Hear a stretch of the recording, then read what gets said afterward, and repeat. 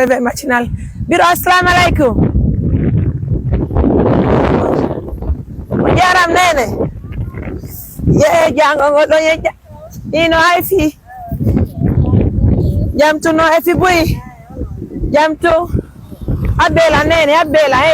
nene andare do nene abela na problem nani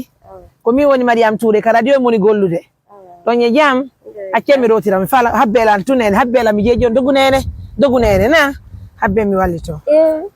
fus habbela nene ya na ella na mi jeeji on dogu nene mera monsieur mi wallito dogu nene habbela ala habbe dare don habbela dare don na habbela don dare don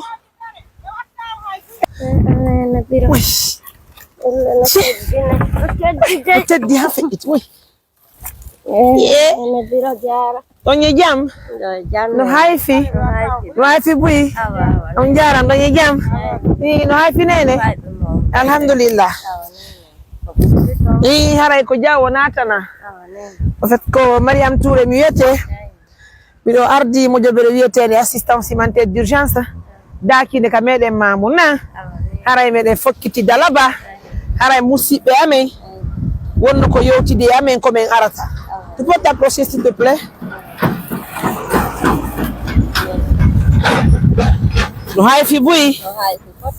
awa pay koy alhamdulillah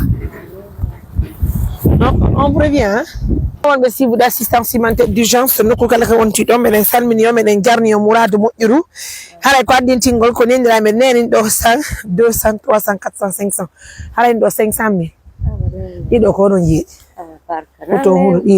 ɗiɗo ko mojobere wiyetene solidarité Mariam Touré wontiɓe ka meɗen Amérique woni ko yoɓinima ɓenno men sodu maaro ko ɗon tini ɓeɗen mari coñci ko ɓen doit distribuegol men wawade sodugol maaro kon kono 500 000 ɗo haray ko arkise mon nani awa barka Allah ko Allah ko amin barka nani ɗon ye jam no hayfi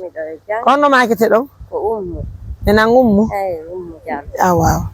haray albarka men nani haray ko mojobere tantiraɓe amen wontirɓe Amérique wiyeteɓe solidarité Mariam Touré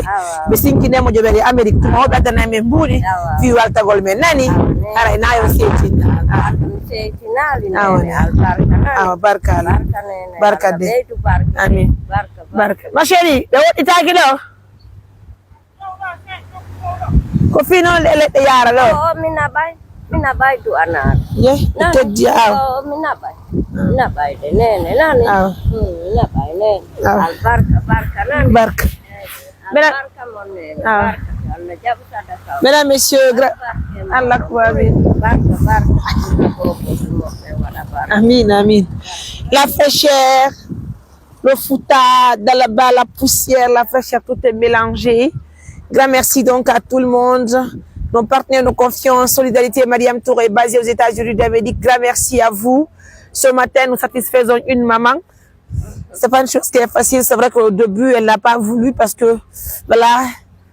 elle avait la peur au ventre, c'est ça. On a marqué le nene. Alhamdulillah. Kombe kendu malo. Alhamdulillah. Ah bon, jaram nan nene. Et tu vois, je dis wala day lambe do. mi tow nay nene walla na miɗo chéri nani bien hamɓe nene oɗo walli to nani bien chéri barka na barka buy